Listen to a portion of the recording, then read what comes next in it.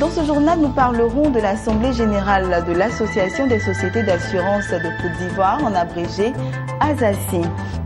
Et puis pourquoi les paradis fiscaux fascinent tant? La réponse dans ce journal. Bonsoir à tous et bienvenue au journal de Business 24 Africain. Commençons tout de suite par cette information. Ils se sont réunis ce mercredi au siège de l'Association des sociétés d'assurance de Côte d'Ivoire, en abrégé ASACI, président de conseil d'administration et directeurs généraux de sociétés d'assurance. Objectif, participer à leur assemblée générale. Bilan positif pour le marché des assurances en Côte d'Ivoire au cours de l'exercice 2015, avec un chiffre d'affaires en hausse de 9%. C'est ce qui ressort de l'assemblée générale de l'ASACI, l'association des sociétés d'assurance de Côte d'Ivoire. Commentaire Maxoubi. La traditionnelle assemblée générale de l'association des sociétés d'assurance de Côte d'Ivoire, ASACI, a réuni mercredi dernier à son siège des hommes et femmes de l'assurance en Côte d'Ivoire. La présentation du rapport annuel du bureau exécutif sur les activités réalisées par l'ASACI au cours de l'année 2015 ainsi que le bilan de l'exercice écoulé ont meublé cette rencontre. Selon Johnson Bois-Roger, président de l'ASACI, au cours de l'exercice 2015, le chiffre d'affaires du marché de l'assurance en Côte d'Ivoire est en hausse. Bilan positif pour le marché des assurances en Côte d'Ivoire au cours de l'exercice 2015. Vu ces bons résultats affichés par le marché de l'assurance en Côte d'Ivoire, le président de l'ASACI s'est réjoui du travail abattu par ses collaborateurs. Le chiffre d'affaires du marché ivoirien est en progression. Voilà. En 2014, nous avons connu une progression de 8%. En 2015, nous avons une progression retraitée de 10%. Sinon, il affiche à 12%, mais retraité de 10% parce qu'il y a eu un événement exceptionnel dans une compagnie d'assurance. Donc, globalement, on peut dire que depuis la fin de la crise, le chiffre d'affaires du marché progresse environ de 8 à 9% par an. Donc, à l'image de l'évolution du PIB du pays. Le chiffre d'affaires global du marché hors acceptation. Le président de l'ASACI a aussi profité de l'occasion pour appeler l'ensemble des assureurs au respect de leurs engagements. Donc le premier message, il faut que nous améliorons notre image de marque vis-à-vis de la population.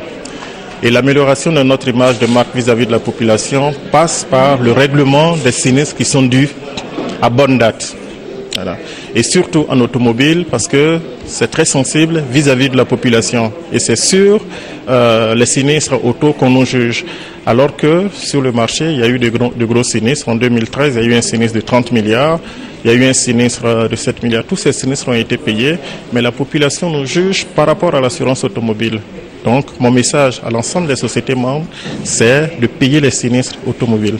Voilà, pour que la population puisse avoir un autre regard et surtout nous crédibiliser vis-à-vis de nos autorités. Présent à cette assemblée générale, Anne Lucas, représentant du directeur des assurances, a salué les efforts de l'ASACI en vue de faire avancer le secteur de l'assurance, sans manquer de féliciter l'ensemble des assureurs pour les résultats obtenus au cours de l'exercice 2015. Le sujet n'arrête pas de cristalliser toutes les attentions du milieu économique international. L'affaire du Panama Papers secoue le monde avec son impact économique et même politique. Le journal Le Monde et un consortium international de 108 médias ont lancé dimanche 3 avril dernier une série de révélations de grande ampleur sur l'univers opaque des paradis fiscaux et ceux qui en profitent. Pour éviter de payer des impôts, les entreprises et certains individus fortunés d'ailleurs ont décidé de recourir aux paradis fiscaux. Ce soir, faisons un peu d'éducation économique, notamment sur les paradis fiscaux. Objectif, mieux faire comprendre le scandale qui secoue actuellement le monde. Regardez. Qu'est-ce qu'un paradis fiscal? Les entreprises sont imposées sur leurs bénéfices et les ménages sur leurs revenus. Ils peuvent chercher à réduire le montant de leurs impôts en transférant leurs bénéfices ou leurs revenus dans un paradis fiscal. L'OCDE, organisation internationale qui réalise des études économiques, a défini 3 critères pour qu'un pays soit considéré comme un paradis fiscal. D'abord, un niveau d'imposition très faible pour les entreprises et les particuliers par rapport au taux appliqué dans les autres pays. Ensuite, un manque de transparence sur la manière dont sont calculés les impôts. Enfin, un manque de coopération du pays qui refuse de donner des informations aux autres pays sur les montants d'impôts déclarés ou sur les identités des déclarants. Ces lois fiscales s'accompagnent souvent du secret bancaire, qui garantit la confidentialité des informations bancaires des entreprises et des particuliers, et du secret juridique, qui permet aux propriétaires des sociétés de rester anonymes. Les administrations fiscales des autres pays n'ont alors aucun moyen de connaître les sommes qui leur échappent, que ce soit en consultant les déclarations fiscales, les comptes bancaires ou encore les statuts de société. Prenons le cas d'une entreprise. Pour transférer ses bénéfices dans un paradis fiscal, elle peut créer une holding, domiciliée dans le pays, sorte de société fictive qui la contrôle. L'objectif est de transférer le maximum de ses bénéfices vers cette holding. Pour cela, la holding vend à l'entreprise des biens et des services à un prix artificiellement élevé. L'entreprise a plus de charges à payer, génère moins de bénéfices et paye donc moins d'impôts. La holding, quant à elle, aura davantage de bénéfices, mais ils seront peu imposés grâce au paradis fiscal. Mais pourquoi ces pays choisissent-ils d'avoir un taux d'imposition si faible ? Les paradis fiscaux sont souvent de petits territoires ayant peu de ressources et de faibles capacités de production. Ils attirent donc les entreprises ou les riches ménages grâce à une fiscalité faible qui, appliquée à des sommes importantes, leur assure d'importantes recettes fiscales. Ils peuvent ainsi acheter les produits qui leur manquent et se développer. Aujourd'hui, les paradis fiscaux ont signé des accords de coopération avec d'autres pays pour transmettre des informations sur les entreprises soupçonnées d'évasion fiscale. Cependant, ils sont encore peu appliqués, ce qui représente un important manque à gagner pour de nombreux pays.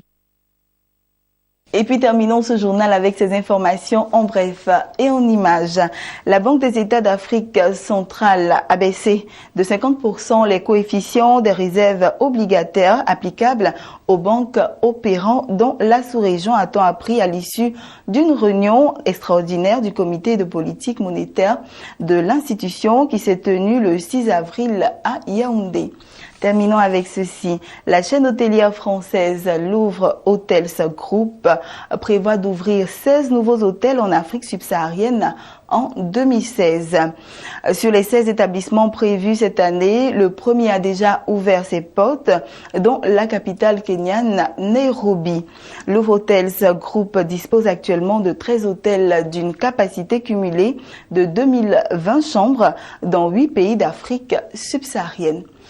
Et c'est ici que nous mettons fin à ce temps d'information. C'était le journal de la rédaction. Nous vous souhaitons une très bonne suite de programmes sur Business 24 Africain.